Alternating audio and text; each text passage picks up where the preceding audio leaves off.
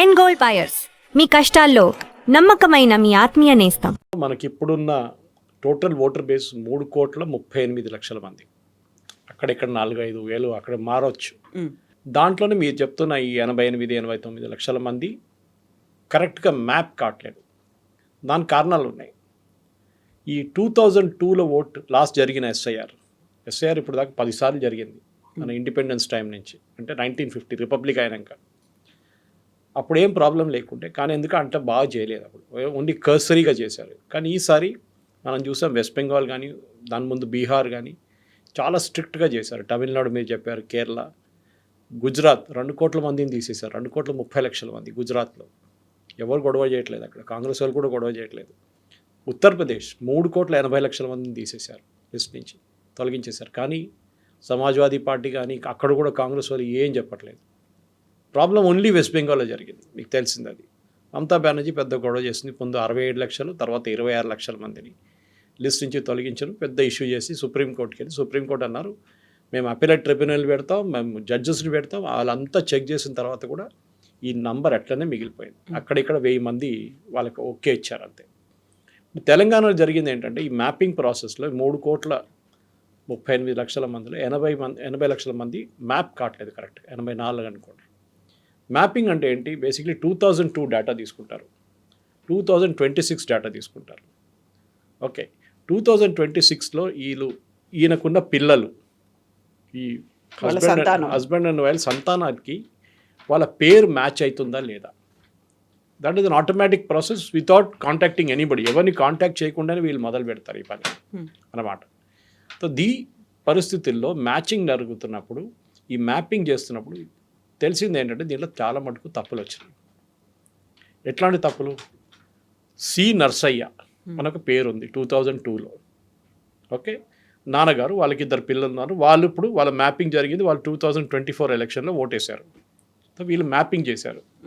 కానీ ఇక్కడ వచ్చినప్పుడు చెరుకూరి నర్సయ్య అని వచ్చేసింది పేరు, మ్యాప్ కావట్లేదు. It won't take, the computer won't take. Maybe initial అదే అయి ఉంటుంది, సర్నేమ్ అదే ఉండిండొచ్చు, కాకపోతే ఫుల్ ఫామ్లో ఉండాలి. కరెక్ట్. అట్లాంటి చాలా స్పెల్లింగ్ మిస్టేక్స్ ఉంటుంది. ఒక ఈ బదులు 2 ఈలు కొట్టుంటారు, ఏజ్ 65 బదులు 56 అని కొట్టుంటారు. చాలా తప్పులు జరిగినాయి ఇప్పుడు దాకా. కానీ ఇప్పుడు ఆ క్లీనప్ నడుస్తుంది. ఎస్ఐఆర్ ప్రాసెస్ దానికోసమే. ఫస్ట్ టైం ఒక మ్యాసివ్ క్లీనప్ జరిగిన తర్వాత నెక్స్ట్ టైం చాలా ఈజీ అయిపోతుంది. ఈ మ్యాసివ్ క్లీనప్ ఇప్పుడు దాకా జరగలేదు. ఎస్ఐఆర్ చేశారు కానీ చాలా మటుకు. అండ్ నడిమిట్లో మీరు చాలామంది అడుగుతారు, మా ఓటింగ్ వచ్చి చెక్ చేశారు కదా పోయిన ఎలక్షన్ ముందు. చేశారు, but that is only special revision అంతే. అక్కడ మీరు ఎక్కువ డీటెయిల్స్ అడగరా. మీరు ఉన్నారా, మీ ఇంట్లో ఎంతమంది, 3 వీళ్ళైనా పేర్లు అడుగుతారు, కరెక్ట్ టిక్ చేసి వెళ్ళిపోతారు. నెక్స్ట్ ఇంటికి వెళ్తారు, హౌస్ లాక్డ్, 2 సార్లు వస్తారు, హౌస్ లాక్డ్ అని చెప్పేసి వాళ్ళ పేర్లే తీసేస్తారు. ఎలక్షన్ రోజు పొద్దున వాళ్ళు తిరుగుతూనే ఉంటారు బూత్లో, నా పేరు కనిపించట్లేదు, నా పేరు మొన్న ఓటేసాను ఇప్పుడు ఎందుకు లేదని చెప్పి. ఈ ఎస్ఐఆర్ ప్రాసెస్లో ఈ మ్యాపింగ్ చేసినప్పుడు 88 లక్షల మంది వచ్చారు. వీళ్ళు ఓటర్లు కాదని కాదు, ఇట్లాంటి తప్పులు ఉంటుంది. ఇంకో కొన్ని కేసెస్లో నాన్నగారికి కొడుకుకి 15 సంవత్సరాల డిఫరెన్స్ ఉంది. నాన్నగారి ఏజ్కి సపోజ్ ఈజ్ 40, 45, 50, అబ్బాయికి ఏమో 25. అది ఎట్లయితుంది అంటే, నాన్నగారు 15 సంవత్సరాలు పెళ్లి చేసుకున్నారా? That's a question obviously. ఒక కొడుకు పుట్టి నెక్స్ట్ కొడుకు పుట్టేదాకా, కూతురు పుట్టేదాకా 6 నెలల టైమే ఉంది, గ్యాపే ఉంది. అది కూడా తప్పు. So either the date of birth తప్పు ఇచ్చారు, లేకుంటే అది entire thing is fake. Okay, ఇదే వెస్ట్ బెంగాల్లో జరిగింది, బీహార్ జరిగింది. అక్కడ ఈ మ్యాపింగ్తోనే ఫస్ట్ వాళ్ళు పట్టుకున్నారు చాలామందిని. అక్కడి నుంచి ప్రూఫ్ అడిగినప్పుడు ప్రూఫ్ లేదు వాళ్ళ దగ్గర. టిపికలీ ఇప్పుడు 2002లో ఓటేసినప్పుడు కొంతమంది పిల్లలు 18 years, అప్పుడు 21 ఉండే ఓటింగ్ ఏజ్, తర్వాత 18 చేశారు. ఈ 14 సంవత్సరాలు 15 సంవత్సరాలు ఉంటారు, అప్పుడు ఓట్ వేయలేదు వాళ్ళు. కానీ నెక్స్ట్ ఎలక్షన్లో ఓటేశారు. దాని తర్వాత 2024 వచ్చినప్పుడు కూడా ఓటేశారు వాళ్ళు. ఇప్పుడు వీళ్ళని మ్యాపింగ్ చేయాల్సి వస్తుంది. పేరెంట్స్ ఆల్రెడీ మ్యాపింగ్ చేశారు ఒకసారి. నా ప్రాజనీ మ్యాపింగ్ అంటారు. అంటే మీ నాన్నగారు, అమ్మగారు, కొడుకో కూతురు మీరే కాదని ప్రూవ్ చేయాల్సి వస్తుంది. How do you prove it? 14 documents ఉన్నాయి, యాక్చువల్లీ 14 ఎక్స్టెండెడ్ డాక్యుమెంట్స్ ఉన్నాయి. 10th క్లాస్ సర్టిఫికేట్ ఉండొచ్చు, పాస్పోర్ట్ ఉండొచ్చు, డ్రైవింగ్ లైసెన్స్ ఉండొచ్చు, ఫోటో ఐడి. ఏమేమి ఫోటో ఐడి ఉందో యూజ్ చేయొచ్చు. అప్పుడు మీరు అడగొచ్చు ఆధార్ తీసుకొచ్చా అని. కొంతమంది మన దగ్గర కొన్ని తెలుగు ఛానల్స్ చేసిన తప్పేంటే ఆధార్ వ్యాలిడ్ అన్నారు. కాదు, సుప్రీంకోర్టు దాకా వెళ్ళిన కేసు ఇది. ఆధార్ వ్యాలిడ్ కాదు. Aadhaar is only an identity document. Kavitha అని చెప్పి మీ ఫోటోతో ఉన్న ఆధార్ మిమ్మల్ని బ్యాచ్ చేస్తుంది అంతే. It doesn't say you are un Indian. Even ఒక ఎన్ఆర్ఐ ఓసీఐ కార్డు ఉంటే వాళ్ళు ఆధార్ తీసుకోవచ్చు, but that doesn't make them un Indian. ఇది ప్రాబ్లం అనమాట. Same thing with me. నేను ఇప్పుడు సురేష్కి వచ్చేట్లంటే నేను దాంతో ఇచ్చినప్పుడు నాకు ఒక అడిషనల్ డాక్యుమెంట్ ఇవ్వాల్సి వస్తుంది. అది నా 10th క్లాస్ సర్టిఫికేట్ ఉండొచ్చు, లేకుంటే నా డ్రైవింగ్ లైసెన్స్. సో దట్ నాకు ప్రూవ్ అవుతుంది that I'm so and so person with that address like this అని చెప్పేసి. ఇప్పుడు అదొక పక్కన పెట్టి మ్యాచింగ్ అంతా అయితే కూడా మనం డాక్యుమెంట్ ఇవ్వచ్చు. ఇప్పుడు ఏం చేస్తారంటే ఈ BLO అని ఉంటారు, బూత్ లెవెల్ ఆఫీసర్, చాలా క్రూషియల్ రోల్. వీళ్ళు యూజువలీ జూనియర్ ఆఫీసర్స్ ఉంటారు. వీళ్ళకి చాలా ఎక్స్టెన్సివ్గా ట్రైనింగ్ ఇచ్చారు. ఒక బూత్ లెవెల్ ఆఫీసర్ దగ్గర 800 నుంచి 1000 మంది, ఒక్కొక్కసారి 1100 మంది కూడా ఓటర్స్ ఉంటారు లిస్ట్. వాళ్ళు ప్రతి ఇంటికి వెళ్ళి 3 సార్లు వెళ్ళాలి. ఫస్ట్ టైం ఫామ్ ఇవ్వడానికి వెళ్ళాలి. ఈ ప్రీ ప్రింటెడ్ ఫామ్ అంటారు దీన్ని. అంటే ఒక చిన్న ఫామ్ ఉంటుంది, దానిపైన ఓటర్ పేరు, ఏజ్, వాళ్ళ నాన్నగారు అమ్మగారి పేరు, దాని అడ్రస్ అండ్ ఎపిక్ నెంబర్, ఈ డీటెయిల్స్ పైన ఉంటుంది. మీరు అదే నెంబర్ కరెక్ట్ అయితే you should fill up the left side of the column. ఎందుకంటే 2002లో మీరు ఓట్ వేసారు, దానికోసం ఆ ప్రూఫ్ అక్కడ ఉంది. కాదు నేను ఫస్ట్ టైం అప్లై చేస్తున్నాను అంటే మీ కూతురు ఉండొచ్చు, ఇప్పుడు వాళ్ళు అప్లై చేస్తున్నారు, షీఈ్ అప్లైయింగ్, దెన్ వాళ్ళు రైట్ సైడ్ ఫిల్అప్ చేసి ప్రాజనీ మ్యాపింగ్ చేయాలి వాళ్ళు. అంటే వాళ్ళు ప్రూఫ్ ఇవ్వాలి. ఇప్పుడు మీరు ప్రూఫ్ ఇవ్వక్కర్లేదు, because you already they in the list. Right సైడ్లో ఉన్న వాళ్ళు ప్రూఫ్ ఇవ్వాల్సి వస్తుంది. 10th క్లాస్ ఇచ్చినప్పుడు ఆటోమేటిక్ BLO సెకండ్ విజిట్కి వస్తారు మీటింగ్. వచ్చినప్పుడు వాళ్ళు చెక్ చేసి చెప్తారు, అమ్మ ఈ ప్రూఫ్ కాదు కదా, ఇంకోటి ఏమైనా ఉందా అంటే మీరు ఆ డాక్యుమెంట్ ఇవ్వచ్చు. ఓకే అని చెప్తే అది వెళ్ళిపోతారు, ఫిలప్ చేసి పెట్టండి, 3వసారి నేను వచ్చినప్పుడు తీసుకుంటాను ఫామ్ అని. ఫామ్ చాలా కేర్ఫుల్గా ఫిల్ చేయాలి. వాళ్ళు 2వసారి ఫామ్ ఇవ్వరు మీకు. ఇన్ఫ్యాక్ట్ 2 కాపీలు ఇస్తారు. ఒక దాంట్లో ఫిల్ చేస్తుందే మళ్ళీ నెక్స్ట్లో కూడా కరెక్ట్గా ఫిల్ చేయాలి మీరు. ఫస్ట్ కాపీ 3rd విజిట్కి వచ్చినప్పుడు వాళ్ళు తీసుకెళ్ళిపోతారు ఫస్ట్ కాపీ అంతా చెక్ చేసిన తర్వాత. సెకండ్ కాపీ మీకు సైన్ చేసి రెసీట్ లాగా మీకు ఇస్తారు. తీసుకెళ్ళి వాళ్ళు దీన్ని అప్లోడ్ చేస్తారు BLO. అప్లోడ్ చేసిన తర్వాత మాస్టర్ సర్వర్ నుంచి వాళ్ళు చెక్ చేస్తారు ఇదంతా కరెక్టే కాదా, డేటా కరెక్టే కాదా అని చెప్పి. ఏమైనా డౌట్ ఉంటే ఫస్ట్ రోల్ ఒకటి వస్తుంది, డ్రాఫ్ట్ రోల్ అంటారు దాన్ని. It will be published on July 28 or 29 తారీఖు పబ్లిష్ అవుతుంది. 24 అయిపోతుంది, 29 దాకా పబ్లిష్ అవుతుంది. ఆ లిస్ట్లో మీ పేరు ఉండొచ్చు, కానీ మీకు ఒక నోటీస్ వస్తుంది.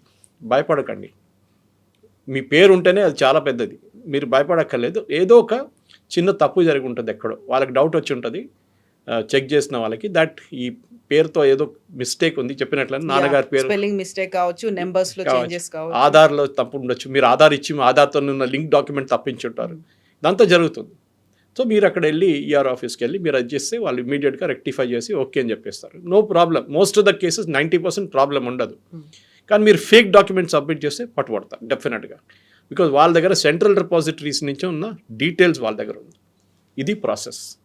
దాని తర్వాత డేటా అంతా క్లీనప్ చేసిన తర్వాత ఫైనల్ మీరు చెప్పినట్లు అక్టోబర్లో ఫైనల్ రోల్స్ పబ్లిష్ అయిపోతుంది. మనం ఇప్పుడు జూన్లోనే ఉన్నాం, జూలైని పెట్టుకుందాం, ఆగస్ట్, సెప్టెంబర్, అక్టోబర్ 3 నెలలు ఉన్నాయి. ఇప్పుడు ఈ ప్రాసెస్లో మీ పేరు రాలేదు, your name is not they, మీరు అన్నీ సబ్మిట్ చేశారు కానీ పేరు రాలేదు డ్రాఫ్ట్ రోల్. ఏం చేస్తారంటే వీళ్ళు ప్రతి బూత్లో మీరు ఎక్కడ ఓట్ చేశారో ఆ బూత్లో వాళ్ళు ఒక గోడ మీద అంటించేస్తారు ఇదంతా పేర్లన్నీ. అది కాకుండా ఈ బ్లాక్ లెవెల్ ఏజెంట్స్ అని ఉంటారు, బూత్ లెవెల్ ఏజెంట్స్. ఈ బూత్ లెవెల్ ఏజెంట్స్ అని పొలిటికల్ పార్టీస్ నుంచి, మన దగ్గర తెలంగాణలో 12 పొలిటికల్ పార్టీస్ రికగ్నైజ్ ఉన్నాయి. దాంట్లో చిన్న చిన్న పార్టీస్ కొన్ని ఉన్నాయి, BSP, NCP, CPM, CPI. వీళ్ళ రిప్రజెంటేటివ్స్ ఎక్కువ రారు. BJP, BRS, కాంగ్రెస్ పక్కా వస్తారు, MIM కూడా. వీళ్ళకి ట్రైనింగ్ ఇచ్చారు ఎలక్షన్ కమిషన్ కూడా. అపార్ట్ ఫ్రమ్ BLO, BLAs కూడా ఇచ్చారు. మీ రోల్ ఏంటి? మీరు BLOస్తో సహా వెళ్ళొచ్చు ఇంటికి, ఎందుకంటే మీ ఏరియాలో ఉన్నప్పుడు మీకు వీళ్ళందరూ తెలుసు.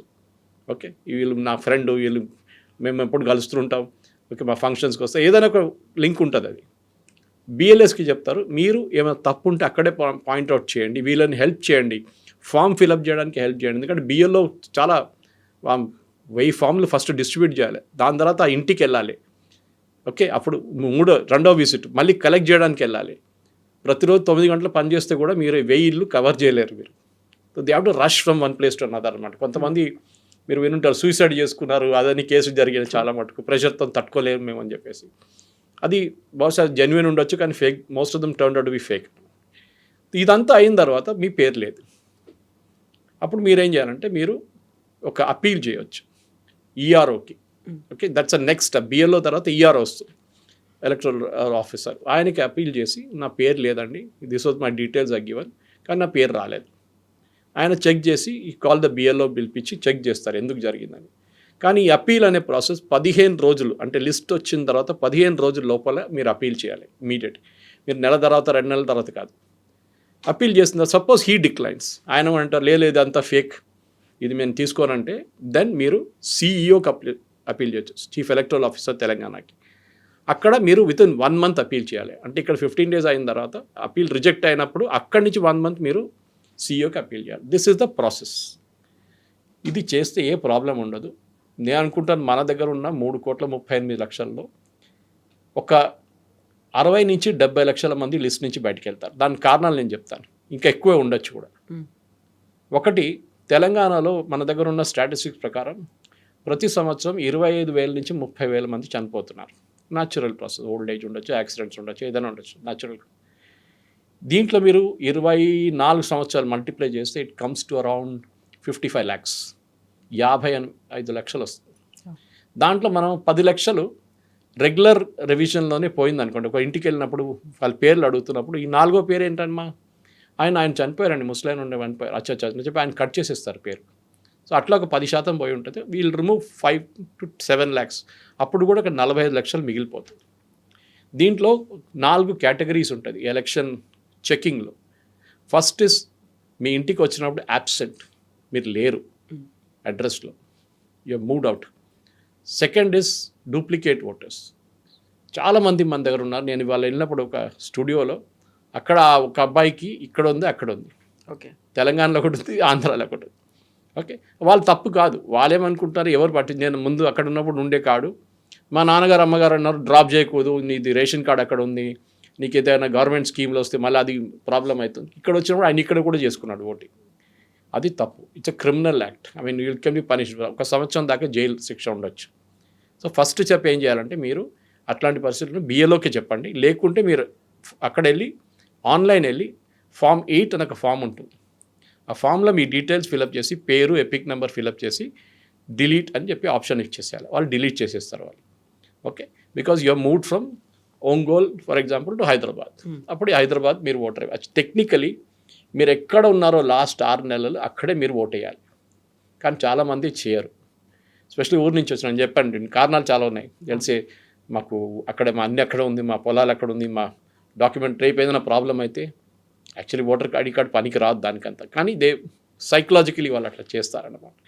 ఇది ఇట్లా ఉన్నాయి, ఇంకా చాలా ఉన్నాయి రీజన్స్. కానీ ఒకటి చెప్పుకుంటే మొత్తం యాక్చువల్లీ ఎడ్యుకేట్ చేయాలి పబ్లిక్, ప్యానిక్ చేయకండి. That is my main. నేను 2014లో కవిత గారు పెబల్ సిటీ, పీరాన్ చెరువు, గోదావరి హోమ్స్, ఎన్సిఎల్, ఇక్కడ మన పైప్ లైన్ రోడ్, కొంపల్లి, ఇక్కడ చాలా 5-6 గేటెడ్ కమ్యూనిటీస్ అన్నీ తిరిగి ఆల్మోస్ట్ ఒక 1,600 మందిని రిజిస్టర్ చేశాను. Only 6 got rejected, everything got approved. ఆ టైంలో బన్వర్లాల్ గారు IAS was the chief electoral officer Telangana. ఆయన మాకు స్పెషల్ పర్మిషన్ ఇచ్చారు. మేము ఒక 25 మంది ఉన్నాం యంగ్స్టర్స్. కొంతమంది హైటెక్ సిటీ దగ్గర కూర్చున్నారు ఎంట్రన్స్లో, మైండ్ స్పేస్లో. So we had campaign, J A Chowdary garu campaign నడిపించారు, లెటర్స్ ఓట్ అనేది. సో మేమేం చేసామంటే మా ప్రతి కంప్యూటర్, ప్రతి ల్యాప్టాప్కి ఐపీ అడ్రస్ ఉంటుంది, మీరు ఎక్కడి నుంచి యూజ్ చేస్తున్నారని. ఆ ఐపీ అడ్రస్ ప్రకారం మేము, that is you're connected to WiFi or anywhere, IP address మేము ఇచ్చేసాం. సో వాళ్ళు ఏం చేస్తారంటే మా ల్యాప్టాప్ బ్లాక్ చేయలేదు, లేకుంటే లిమిట్ చేసి ఉంచలేదు. ఎందుకంటే మీరు 2, 3, 4 ఫైల్ చేయొచ్చు. సడన్గా మీరు 1500 ఫైల్ చేస్తున్నారు కానీ వాళ్ళు డౌట్ వస్తుంది. So they removed it for us. So we had easy access అనమాట. సో బహుశా నా అపీల్ ఏంటంటే, మన దగ్గర ఉన్న రెసిడెంట్స్ అసోసియేషన్ కానివ్వండి, gated community apartments, even residential కాలనీస్లో వీళ్ళు ఒక సెన్సిటైజేషన్ ఒక సెషన్ పెట్టాల్సి వస్తుంది. వాళ్ళ దాంట్లోనే పెట్టి వీళ్ళు వచ్చినప్పుడు ఏం చేస్తారు, మీరు ఎట్లా బిహేవ్ చేయాలి, ఎందుకంటే ఇవాళ నుంచే మొదలవుతుంది. సో ఇంకోటి చాలా ఇంపార్టెంట్, మర్చిపోయారు. ఈ ఫామ్ ఇస్తున్నప్పుడు ఈ ఫామ్లో ఫస్ట్ ఒక బ్లాక్ అండ్ వైట్ ఫోటో ఉంటుంది. అది మన ఆధార్ కార్డు కన్నా దారుణం ఉంటుంది మన ఫోటో. ఆ ఫోటో ఇప్పుడు యూజ్ చేయలేము, ఎందుకంటే అదంతా క్వాలిటీ హారబుల్ ఉంటుంది. సో ఇప్పుడు ఎలక్షన్ కమిషన్ కలర్ ఫోటోలు పెడుతున్నారు. సో మీ ఒక పాస్పోర్ట్ సైజ్ కలర్ ఫోటో రెడీగా పెట్టుకోండి. అది అంటించాలి ఫామ్ మీద, స్టేపుల్ చేయకూడదు. This is one precaution. So ఇది చేసిన తర్వాత అఫ్కోర్స్ వాళ్ళు వచ్చి చెప్తారు, BLO will come and educate you and all this. కానీ మన వైపు నుంచి కూడా కొంచెం మన ప్రేక్షకులకు మనం చెప్పాల్సి వస్తుంది. ఎగ్జాక్ట్లీ. ఒక రకమైనటువంటి ప్యానిక్ అనేది కనిపిస్తుంది. వెస్ట్ బెంగాల్, ఆ తర్వాత తమిళనాడు చూసిన తర్వాత అక్కడున్నటువంటి ప్రభుత్వాలు పోయి సరికొత్త ప్రభుత్వాలకి రావడానికి కూడా కారణమే ఎస్ఐఆర్. దానివల్లే బోల్డన్ని ఓట్లు పోయాయి. ఆల్మోస్ట్ 1 కోటి వరకు ఓట్లు పోవడానికి కారణం. కావాలనే కేంద్ర ప్రభుత్వం ఇలా ఏమన్నా చేస్తుందా? ఉన్న ఓట్లను తొలగించి వాళ్ళకి అనుగుణంగా ఎవరైతే ఉంటారో వాళ్ళని తీసుకురావడానికే ఎస్ఐఆర్‌ని తీసుకొచ్చింది అనే వాదన. ఆ 1 కోటి మంది ఎక్కడున్నారు? వాళ్ళు వచ్చి నిలబడాలి కదా ఎక్కడో. 1 కోటి మంది మేము ఉన్నాం, ఈ కాలనీలో 100 మంది ఉన్నాం, మాకు ఓటు ఇవ్వలేదు. లేరు కదా వాళ్ళందరూ బంగ్లాదేశ్ వైపు పారిపోయారు. బీహార్లో కూడా అదే జరిగింది. నేను ఉత్తరప్రదేశ్ ఎగ్జాంపుల్ ఇచ్చాను మీకు. 3,40,00,000 మందిని తీసేశారు. ఎవ్వరు ప్రొటెస్ట్ చేయలేదు అక్కడ. ఇక్కడ ప్రొటెస్ట్ ఒక్కడే వెస్ట్ బెంగాల్లో జరిగింది. ఎందుకంటే దే ఆర్ ఆల్ బంగ్లాదేశీస్. చాలా క్లియర్గా తెలిసిపోయింది. ఎందుకంటే సుప్రీంకోర్టు దాకా వెళ్ళారు. సుప్రీంకోర్టు ఎన్నో ఛాన్సెస్ ఇచ్చారు.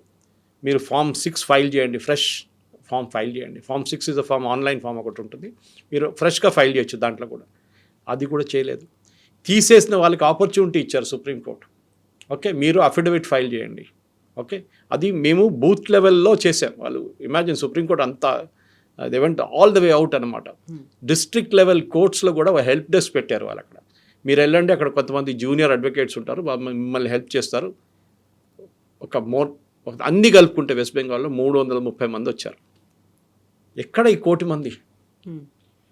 చనిపోయిన వాళ్ళు లేచి రాదు కదా ఓటు వేయడానికి. It's very there in the record. Duplicate voters తెలిసిపోయింది. ఒకటే పేరుతో అమ్మగారు నాన్నగారి పేరు ఒకటి, ఈయన పేరు ఒకటి, అన్నీ మ్యాచ్ అయిపోయింది ఫోటోలతో సహా. డూప్లికేట్ ఓటర్స్, అబ్సెంటీ ఓటర్స్ లేరు అక్కడ. మైగ్రేటెడ్, ఎప్పుడో 20 సంవత్సరాల ముందు ముంబైకి వెళ్ళి సెటిల్ అయిపోయారు, లేకుంటే యూఎస్కి వెళ్ళిపోయారు, వాళ్ళు లేరు.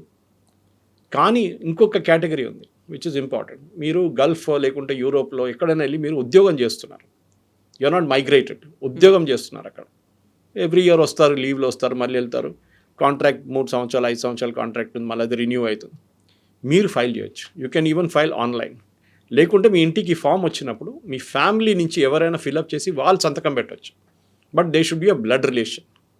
అంటే మీ mother, father, wife, husband, whichever it is, వాళ్ళు ఫైల్ చేయాలి, వాళ్ళు సబ్మిట్ చేయొచ్చు ఆన్ యువర్ బిహాఫ్. సో ఈ పర్టికులర్లీ ఎన్ఆర్ఐస్ చాలామంది ఉంటారు, వాళ్ళకి ఇది చాలా పెద్ద ఒక డౌట్ ఉండే, ఎట్లా చేయవచ్చు, మేము అక్కడ ఉన్నాం, ఆన్లైన్ చేయొచ్చు, ఆర్ మీ ఇంట్లో వచ్చిన ఫామ్ వాళ్ళు ఫిలప్ చేసి వాళ్ళు పంపించచ్చు. అఫ్కోర్స్ పాస్పోర్ట్ సైజ్ ఫోటో పెట్టాల్సింది అక్కడ ఒకటి. మిగతా ఇది ఒక అలిగేషన్ వితౌట్ ఎనీ ప్రూఫ్ కవిత కదా. ఎందుకంటే సుప్రీంకోర్టు ఇంత ఇచ్చిన తర్వాత కూడా ఎందుకు వాళ్ళు ఛాన్స్ ఉపయోగించలేదు అంటే మాకు చాలా క్లియర్గా తెలిసిపోతుంది. మీరు వెస్ట్ బెంగాల్లో ఉన్న అన్ని కాన్స్టిట్యున్సీ నేను అనాలిసిస్ చేస్తాను, 294 కాన్స్టిట్యున్సీ అనలైజ్ చేస్తాను నేను. ఎంతమంది ఓటర్లు తీసేశారో, విన్నింగ్ మార్జిన్ ఎంత ఉండే. ఇది ఈవెన్ హిందుస్థాన్ టైమ్స్ చేశారు, చాలా బాగా చేశారు వాళ్ళు. అండ్ టు సర్టన్ ఎక్స్టెంట్ నేను డేటా అక్కడి నుంచి కూడా తీసుకున్నాను. దాంట్లో చూస్తే 32 కాన్స్టిట్యున్సీలోనే ఈ మార్జిన్ కన్నా, గెలిచిన మార్జిన్ కన్నా ఎక్కువ మందిని తీసేశారు లిస్ట్ నుంచి. దాంట్లో మోర్ దెన్ హాఫ్ గెలిచింది తృణమూల్ కాంగ్రెస్, మిగతా గెలిచింది బీజేపీ, 2 గెలిచింది కాంగ్రెస్. అప్పుడు ఎవరు తప్పు? మీరు బీజేపీకి 208 వచ్చింది, మీరు ఆ 30 కూడా తీసేసేయండి, మొత్తం బీజేపీ గెలిచారనుకో, వాళ్ళు బీజేపీ గెలిచారనుకోండి, అప్పుడు కూడా 170కి వచ్చి ఆగిపోతుంది కదా, తగ్గదు కదా దానికన్నా 178 దాకా. So it is the wrong allegation. అది వితౌట్ ఎనీ సైంటిఫిక్ ప్రూఫ్. దానికోసం సుప్రీంకోర్టు అన్నారు, వీళ్ళు మమతా బెనర్జీ ఎలక్షన్ తర్వాత నేను ఛాలెంజ్ చేస్తానని చెప్పి ఒక ఇది చేస్తుంది. Number of voters deleted is more, okay అని చెప్పారు. ఫైల్ అఫిడవిట్ అన్నారు. కల్కటా హైకోర్టుకి వెళ్ళారు ఫస్ట్, అక్కడ ఫైల్ చేయలేదు. సుప్రీంకోర్టుకి వెళ్ళారు, అక్కడ కూడా ఫైల్ చేయమన్నారు, ఫైల్ చేయలేదు. అలిగేషన్ చేసి వెళ్ళిపోవడం. అందరి మైండ్లో డౌట్ వస్తుంది, అరే 1 కోటి మందిని తీసేసిన, బహుశా అదే ఉండొచ్చు, వీళ్ళు గెలిచారు. కాదు, ఇట్ ఈస్ నాట్ దాట్. అక్కడ జరిగింది ఇంకోటి, అక్కడ కన్సాలిడేటెడ్ హిందూ ఓటింగ్ జరిగింది. అదంతా మనం డిస్కస్ చేసాం దీనికన్నా ముందు. ఓకే, దానికోసం ఈవెన్ ముస్లిం మెజారిటీ ఉన్న కొన్ని 30% ముస్లిం మెజారిటీ ఉన్న కొన్ని కాన్స్టిట్యున్సీలో కూడా, ముర్షిదాబాద్, మాల్డా, 24 సౌత్ పర్గనాస్లో కూడా బీజేపీ గెలిచారు. అక్కడ ఒక హిందువులు అందరూ కలిసి ఓటేశారు. 65% హిందువులు ఓటేశారు, 35% వాళ్ళ వైపు నుంచి ముస్లిమ్స్ ఓటేశారు. సో 65% బీజేపీకి వెళ్ళింది, వాళ్ళు గెలిచారు. Even though 35% may sound like a big number అన్నమాట. కాదు. సో ఎస్ఐఆర్ అనే ప్రాసెస్ ఒక చాలా మట్టుకు దీన్ని క్రిటిసైజ్ చేసి కాంగ్రెస్ వాళ్ళు, మిగతా వాళ్ళు, ఈవెన్ మమతా బెనర్జీ అందరికన్నా ఎక్కువ అక్కడ ఏం లేదు. అండ్ ఐఎమ్ సర్ప్రైజ్డ్ ఇక్కడ కూడా అదే అలిగేషన్ మళ్ళీ రేవంత్ రెడ్డి గారు, మీనాక్షి నటరాజన్ గారు చేస్తున్నారు. ఏంటి, తొలగించేస్తారు, మీ పేరు తీసేస్తారు. రేవంత్ రెడ్డి వార్నింగ్ ఇచ్చారు వాళ్ళ ఎమ్మెల్యేస్, ఎంపీ, మిమ్మల్ని చూసుకుంటాను, మీరు చూసుకోవాలని. మీరెందుకు వాళ్ళు ఇన్ఫ్లుయెన్స్ చేయలేరు. They cannot influence election commission of India. మీ దగ్గర డాక్యుమెంట్ లేకుంటే ఇట్ విల్ బీ రిజెక్టెడ్. మీ దగ్గర ప్రాజనీ మ్యాపింగ్ కరెక్ట్ కాకపోతే ఇట్ విల్ బీ రిజెక్టెడ్. మీరు ఏం చేయలేరు. మీరు కోర్టు కూడా వెళ్ళొచ్చు. మేము సుప్రీంకోర్టుకి ఎన్నోసార్లు వెళ్ళారు మీరు ఆల్రెడీ. ఇక్కడ కూడా మీరు చేయొచ్చు. అది మీరు ప్రాసెస్ ఫాలో చేయండి. మీకు ఒక ప్రాసెస్ ఇచ్చారు ఇన్ని డాక్యుమెంట్లు. ఇన్ఫ్యాక్ట్ ఐ సజెస్ట్ దట్ మన డిస్క్రిప్షన్లో ఒక లింక్ పెట్టొచ్చు ఎలక్షన్ కమిషన్ది. ఆ డాక్యుమెంట్స్ ఏమేమి డాక్యుమెంట్స్ పెట్టాలని చెప్పేసి అది రెడీగా ఉంచుకోండి. వాళ్ళు వచ్చినప్పుడు పరిగెత్తడం కాదు. ఇన్ఫ్యాక్ట్ వాళ్ళు వచ్చి ఫామ్ ఇచ్చేసి వెళ్ళిపోతారు. మీకు చాలా టైం ఉంటుంది. ఓకే, అక్కడ మీరు అడగొచ్చు కూడా డౌట్ ఉంటే. ఇంకోటి ఆ ప్రీ ప్రింటెడ్ ఫామ్ వస్తుంది మీ ఇంటికి వచ్చిన. ఐ థింక్ ఐ ఎక్స్ప్లెయిన్ చెప్పాను లేదు నాకు గుర్తులేదు. ఆ ప్రీ ప్రింటెడ్ ఫామ్ కింద వాళ్ళ మొబైల్ నెంబర్ ఉంటుంది బిఎల్లో. ఇన్ఫ్యాక్ట్ నాకు మా ఏరియాలో ఉన్న బిఎల్లో అల్వాల్లో she called me 1 month ago. ఒక నెల ముందు నాకు ఫోన్ చేసి, సురేష్ గారు ఇట్లా మీ ఉన్న ఎపిక్ నెంబర్ ఇప్పుడున్న ఎపిక్ ఫామ్ అది ఫోటోది కార్డ్ నాకు ఒక ఫోటో పంపిస్తారా అన్నారు. నేను పంపించాను. ఇవాళ నాకు డౌట్ వచ్చింది, ఆమెకి నా మొబైల్ నెంబర్ ఎక్కడి నుంచి దొరికింది? మొబైల్ నెంబర్ పబ్లిక్ డొమైన్లో లేదు కదా అని చెప్పి నేను ఫోన్ చేశాను ఆమెకి. ఫోన్ చేస్తే ఏమన్నది, మాకు డేటా ఎలక్షన్ కమిషన్ ఇచ్చిన డేటాలో ప్రతి ఓటర్తో సహా వాళ్ళ మొబైల్ నెంబర్ ఉంది, ఎక్కడెక్కడ ఉందో అక్కడ. దానికోసం మిమ్మల్ని ఫోన్ చేసి అడిగాను నేను అని చెప్పి. నౌ ఐమ్ అష్యూర్డ్ ఓకే ఇది ప్రైవసీ ఇష్యూ లేదు కదా అని చెప్పేసి. ఎందుకంటే మనం దీంట్లో కూడా మొబైల్ నెంబర్ ఇస్తున్నాం, ఆధార్ కార్డ్ నెంబర్ ఇస్తున్నాం. ఈ డాక్యుమెంట్స్ అన్నీ రెడీ పెట్టుకోండి. వాళ్ళు వచ్చినప్పుడు సెకండ్ విజిట్కి వచ్చినప్పుడు మీరు ఫామ్ చూపించి ఒకసారి అమ్మ ఇది కరెక్టే ఫిలప్ చేశానో చూడండి, వాళ్ళు ఏమైనా మార్పులు ఉంటే చెప్తారు. నా వైపు నుంచి ఒక సజెషన్ ఉంది, మీరు పెన్సిల్తో ఫిలప్ చేయండి first. Don't fill up with a pen, ఎందుకంటే తప్పులు కాకూడదు. మీరు ఒకసారి మన ఎగ్జామ్లో రాస్తున్నట్లు కొట్టి మళ్ళీ రాయడం కాదు. ఈ పెన్సిల్తో ఫిలప్, ఎందుకంటే 10 ఫీల్డ్స్ ఉంది అంతే, మీకు 1 minute అయిపోతుంది అది. కానీ మీరు నాన్నగారి పేరు మీ పేరు రాసేటప్పుడు చాలా కేర్ఫుల్ ఉండాలి. మీ అడ్రస్ రాసేటప్పుడు చాలా కేర్ఫుల్ ఉండాలి. మీ పిన్ కోడ్ రాసేటప్పుడు కేర్ఫుల్గా ఉండాలి. మీ ఆధార్ కార్డ్ నెంబర్ ఎంటర్ చేసినప్పుడు, మీ మొబైల్ నెంబర్ ఎంటర్ చేసినప్పుడు కేర్ఫుల్ ఉండాలి. మీరు ముందు పెన్సిల్లో రాసి ఒకసారి వాళ్ళు ఓకే అని చెప్తే వాళ్ళు వెళ్ళిపోయిన తర్వాత మీరు మళ్ళీ మొత్తం ఫిలప్ చేసి 3వ విజిట్లో వాళ్ళు ఈ ఫామ్ కలెక్ట్ చేసుకుంటారు. ఇప్పుడు మన దగ్గర కూడా రోహింగ్యా కాలనీలు ఉన్నాయి, లేకుంటే బంగ్లాదేశ్ నుంచి వచ్చిన వాళ్ళు ఉన్నారు అని అనుకున్నప్పుడు వీళ్ళందరినీ మనం ఇన్ఫిల్ట్రేటర్స్ అనలేము. కాకపోతే ఇల్లీగల్గా వచ్చినటువంటి మైగ్రెంట్ వర్కర్స్ లేకుంటే అక్కడ ప్రజలు అక్కడ ఉండి ఉండొచ్చు. వాళ్ళందరికీ సంబంధించి వాళ్ళు పంపించేసేయాలా? పార్టీల పరంగా ప్రభుత్వం పరంగా ఎట్లా చూస్తోంది ఇవి SIR వస్తుంది అంటే? మనం దీన్ని సపరేట్ చేయాలి కవిత గారు. Rohingyas separate, Bangladeshi separate. Rohingyas Myanmar నుంచి వచ్చారు. వాళ్ళు ఇండియాకి వచ్చినప్పుడు వాళ్ళు ఫస్ట్ ఏం చేస్తారంటే United nations high commission of refugees అని చెప్పి ఒక బాడీ ఉంది, UNHCR. ప్రతి సిటీలో ఉంటుంది వాళ్ళకి యూనిట్. ఢిల్లీలో మెయిన్ ఆఫీస్ ఉంటుంది. వాళ్ళు ఏం చేస్తారంటే ఈ రెఫ్యూజీస్ వచ్చి మేము ఇట్లా అక్కడి నుంచి పారిపోయాము, అక్కడ పెద్ద గొడవ నడుస్తుంది, చంపేస్తున్నారు, మా ఇల్లు తగలబెట్టేశారు, మేము వచ్చేసామంటారు. సో వాళ్ళ పేరు డీటెయిల్స్ తీసుకొని వాళ్ళకి కార్డు ఇస్తారు, UNHCR కార్డు. దాంతోపాటు ప్రతి నెల వాళ్ళకు డబ్బులు ఇస్తారు బతకడానికి. వాళ్ళ పిల్లలు ఉన్నారు, 2-3 husband wife. So the certain amount, నాకు అమౌంట్ ఎగ్జాక్ట్ గుర్తులేక అమౌంట్ ఇస్తారు వాళ్ళు. వాళ్ళకి ఒక లీగల్ రైట్ ఉంది ఉండడానికి. ఎక్కువ రోజులు కాదు, you cannot stay here for. Supreme court చెప్పారు చూడండి, ఇదే కేసులో చెప్పారు, రోహింగ్యా కేసులో. ధర్మశాల కాదు మంది. వేరస్ బంగ్లాదేశీస్ ఆర్ ఇల్లీగల్ ఇన్ఫిల్ట్రేట్స్. మన దేశంలో మీరు వీసా లేకుంటే వస్తే, వీసా అండ్ పాస్పోర్ట్ లేకుండా మన దేశంలో దూరితే you can be put in the jail, మిమ్మల్ని జైలు వేయవచ్చు.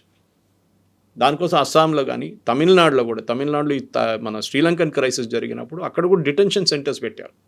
ఇప్పుడు కూడా ఉంది అది. సేమ్ అస్సాంలో ఉంది, సేమ్ వెస్ట్ బెంగాల్లో ఉంది.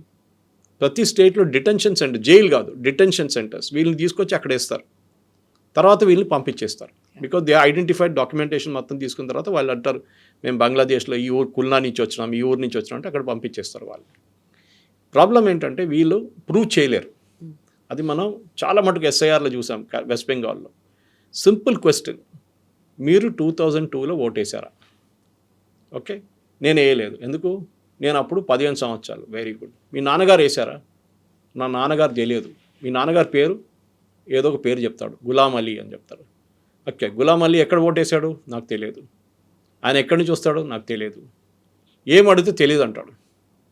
వీళ్ళేం చేస్తారు, సరే లాస్ట్ సమ్ ఐడియా, ఓకే ఆయన దమ్దమ్లో ఓటేసిండు అంటారు. దమ్దమ్లో వెళ్ళి చెక్ చేస్తారు, ఇట్లాంటి పేర్లో 5-6 మంది ఉన్నారు. సరే ఈ గులాం అలీ నాన్నగారి పేరు, మీ గ్రాండ్ ఫాదర్ పేరు గుర్తుందంటే గుర్తుంది. పేరు చెప్పు. ఏదో ముబారక్ అలీ అని చెప్తారు, ముబారక్ అలీ. Very good. అది చెక్ చేస్తే అది కూడా మ్యాచ్ కాదు. వాళ్ళు లేరు ఇక్కడ. 2002 they were not in India.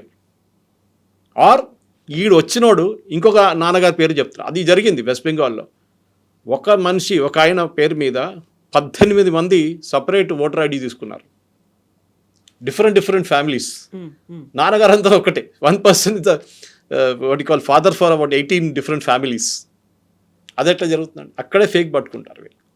అది దానికోసం బెంగాల్ నుంచి వచ్చిన, వెస్ట్ బెంగాల్ నుంచి వచ్చిన వాళ్ళు చాలామంది పారిపోయారు, కొంతమంది మిగతా స్టేట్స్కి వెళ్ళిపోయారు. వాళ్ళకి తెలిసిపోయింది వాళ్ళు పట్టుకుంటారని, దానికోసం బార్డర్ వైపు పారిపోయారు వాళ్ళు. Because you can be put in the detention centre. దానికోసం సువేందు అధికారి చాలా క్లియర్గా చెప్పారు, మన దగ్గర చట్టం ఉంది, just catch dum, give them to BSF, అప్పగించేసేయండి వాళ్ళకి, వాళ్ళు చూసుకుంటారు, వాళ్ళకి ఒక ప్రాసెస్ ఉంది.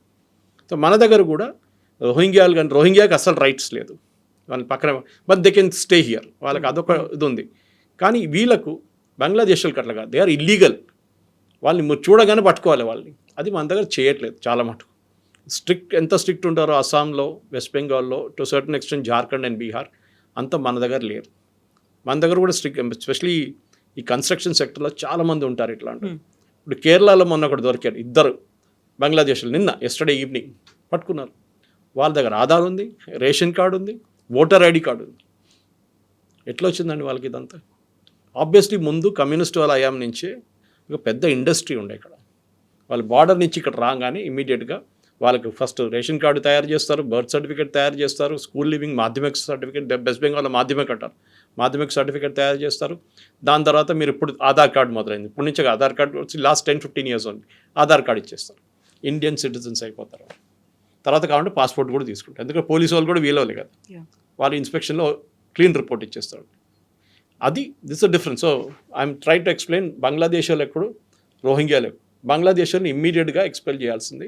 అండ్ ఈ ప్రాసెస్లో వాళ్ళు ఇప్పుడు SIR ఇక్కడ మొదలైతే ఇక్కడి నుంచి వెళ్ళిపోతారు చాలామంది. చూడండి, చాలామంది ఇక్కడి నుంచి వెళ్ళిపోతారు, ఎందుకంటే వాళ్ళని పట్టుకుంటారని భయం ఉంటుంది. నెక్స్ట్ SIR జరిగిన స్టేట్కి వెళ్తారు. ఇప్పుడు state like for example Tamil Nadu, ఇక్కడ SIR అయిపోయింది, అక్కడ వెళ్ళి ఉంటే ఎవరు పట్టుకోరు మిమ్మల్ని.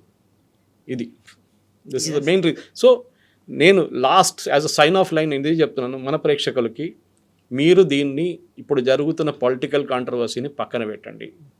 మీరు అది అసలు పక్కన చూడకండి.